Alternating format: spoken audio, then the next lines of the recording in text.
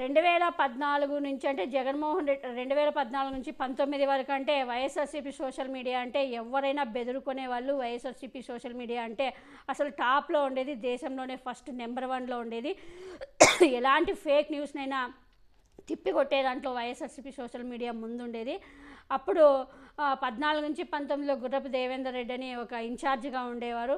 అప్పుడు చాలామంది తను పట్టించుకోలేదు సోషల్ మీడియానని. అప్పుడు విజయసాయిరెడ్డి ఆధ్వర్యంలో నడిచేది. విజయసాయిరెడ్డి గుర్రపు దేవేందర్ రెడ్డి ఆధ్వర్యంలో నడిచేది వైఎస్ఆర్సీపీ సోషల్ మీడియా. చాలామంది కంప్లైంట్స్ రావడంతో తర్వాత సజ్జల రామకృష్ణారెడ్డి కొడుకు సజ్జల భార్గవ రెడ్డికి జగన్మోహన్ రెడ్డి గారు 2024 తర్వాత 2019 తర్వాత అధికారంలోకి వచ్చిన తర్వాత సజ్జల భార్గవ్ని నియమించడం జరిగింది.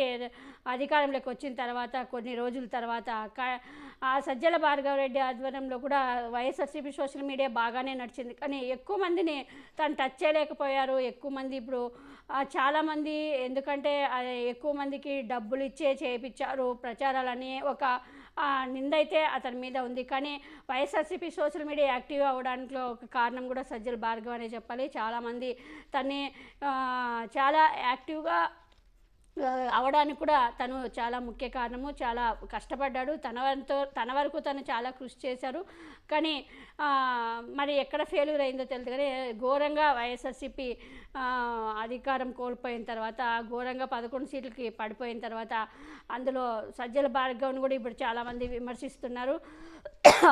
సజ్జల రామకృష్ణారెడ్డితో పాటు సజ్జల భార్గవ్ని కూడా విమర్శించడం చేస్తున్నారు. సో ఇప్పుడు అన్ని ప్రక్షాళన జగన్మోహన్ రెడ్డి గారు ఇప్పుడు పార్టీని ప్రక్షాళన చేసే పనిలో పడ్డారు. కాబట్టి ఇప్పుడు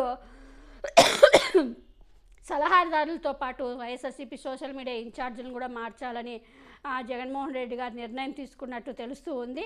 ఇప్పుడు కొత్తగా వైఎస్ఆర్సీపీ సోషల్ మీడియా ఇన్ఛార్జిగా వైఎస్ విజయమ్మ కి అల్లుడైన సుదర్శన్ రెడ్డి కొడుకు అల్లుడైన సుదర్శన్ రెడ్డి కొడుకు యశ్వంత్ రెడ్డిని నియమిస్తున్నట్టు తెలుస్తూ ఉంది.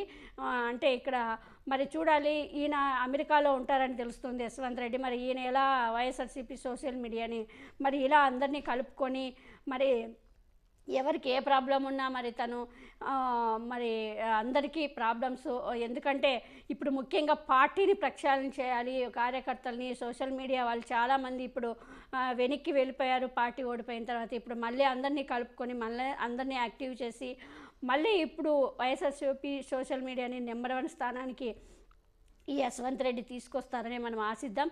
సో ఇప్పుడు మళ్ళీ పార్టీతో పాటు వైఎస్ఆర్సీపీ సోషల్ మీడియా కూడా ప్రక్షాళన చాలా అవసరము. ఎందుకంటే చాలామంది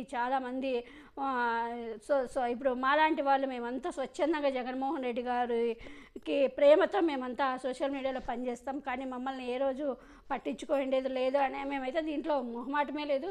ఏ రోజు మాతో మాట్లాడిండేది లేదు. పార్టీ వాళ్ళు ఏ రోజు మాకు ఏదైనా ప్రతిపక్షాలు టీడీపీ వాళ్ళు కానీ ఎవరైనా ట్రోల్స్ చేసినా కూడా ఏ రోజు మాకు ఫోన్లు చేసి మాట్లాడిండేది లేదు. మేము అండగా ఉంటామని చెప్పిండేది కూడా లేదు. అయినా కూడా మేము జగన్మోహన్ రెడ్డి గారి కోసము పనిచేస్తూనే ఉన్నాము. ఎప్పుడో ఎన్నో ఏళ్ళు 10-15 ఏళ్ళ నుంచి పనిచేస్తున్నామనే ఉన్నాం జగన్మోహన్ రెడ్డి గారి కోసము. అయినా మేము ఏ రోజు ఏది ఆశించలేదు. జగన్మోహన్ రెడ్డి గారు అధికారంలోకి రావాలనుకున్నాము, అధికారంలోకి వచ్చారు జగన్మోహన్ రెడ్డి గారు. తర్వాత కూడా వైఎస్ఆర్సీపీ సోషల్ మీడియా కొత్త ఇన్ఛార్జ్ వచ్చినా కూడా ఎవరిని పట్టించుకోలేదు అనేది అందరికీ తెలిసిన విషయమే.